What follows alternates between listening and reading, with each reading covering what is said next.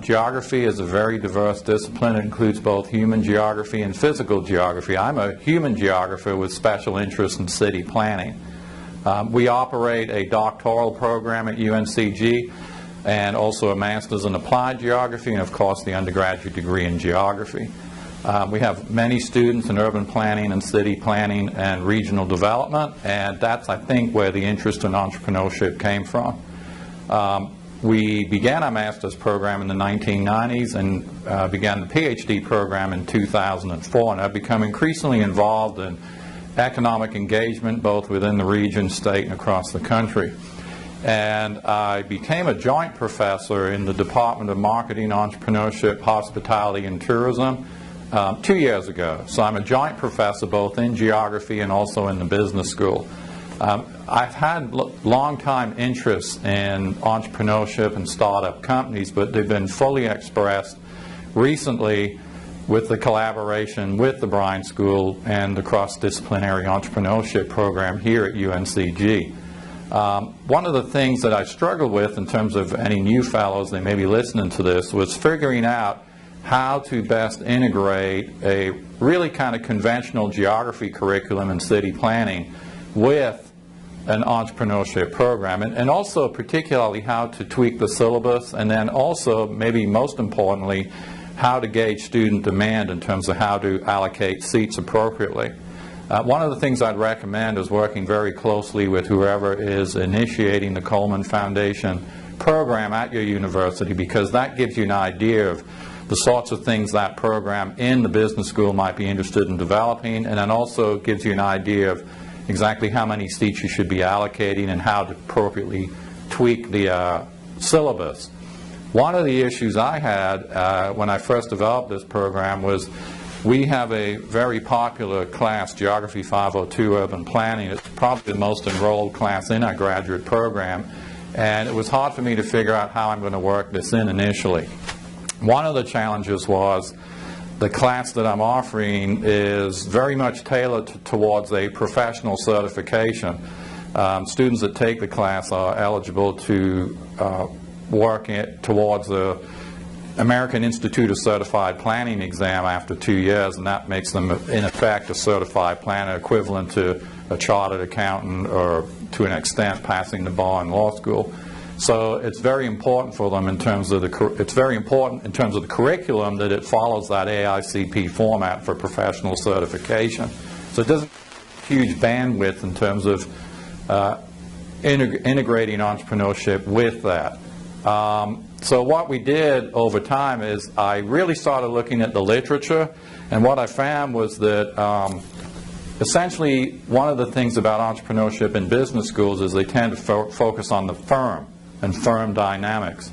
Geography is more about landscape, so I started realizing there's this whole literature in entrepreneurship called the entrepreneurial ecosystem. And what they mean by that is not the habitat for a bullfrog or a red-cockaded woodpecker, but in fact the habitat for venture capitalists and entrepreneurs. And a large part of that is linked to the land use regulatory environment and the kinds of urban landscapes that allow that to flourish. We know where that happens already in terms of Silicon Chip Valley and Boston, Seattle, Austin, Texas, but there are many other places across the country that are experiencing this kind of new birth of firms, and some are succeeding, some are failing. So what I've decided in this class is that I think it'd probably be a good idea to talk about that literature and integrate that in. I think it would actually help our city planning students as well as future entrepreneur students. And what I've done is develop some literature on what we call innovation districts.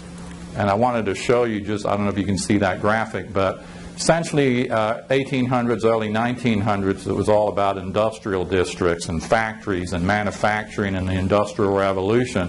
Post-World War II, you begin to see the evolution of corporate campuses in suburbia, and you see the development of research and development offices outside of the traditional urban core. Classic example in North Carolina is Research Triangle Park.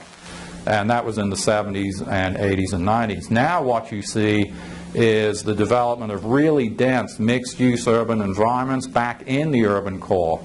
that are generating lots of entrepreneurs and startups. And a lot of that is linked to two factors, a high frequency of face-to-face contact and density.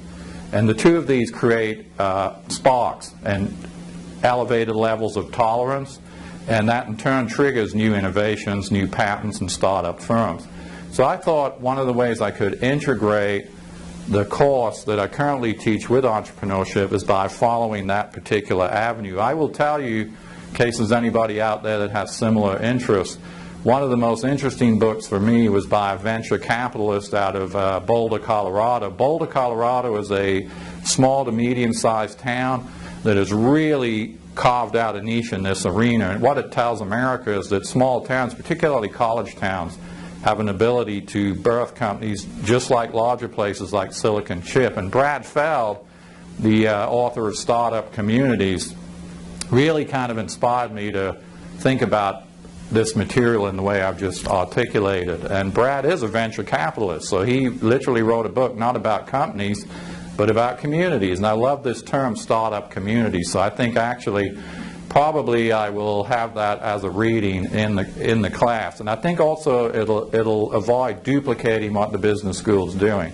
But on the other hand, it will complement it, and I think hopefully broaden the skill set so that the student coming out of a business school setting might be better prepared for the marketplace, but also the students within our program in geography and city planning might be better geared up to deal with the economic development side of city planning. So I'm hoping that it'll be a win-win for both sets of students. And just as an aside, the other thing I'm doing is I'm working with a couple grad students on a research project. And what we're doing is we're looking at the geography of non-farm proprietorships, which is a proxy for entrepreneurs, for all 380, 340 metropolitan areas, and figuring out what the key independent predictor variables are for the geography of entrepreneurship by metropolitan area. We've already run the regression analysis, and we have a good idea what those variables are. So for new fellows out there, yes, it's important to think about these things in terms of teaching, but remember, for me it's been a kind of a way for me to kickstart a whole new research arena too. So it's really been a very successful kind of integration of teaching and research. And hopefully next year we'll have a publication, and we're targeting the journal Entrepreneurship and Regional Development, which is a journal that actually is focused right in this arena that I've just talked about. So good luck with all the work everybody else is doing, and if you're a new fellow, it'll be an exciting time, and I'm sure you'll enjoy it.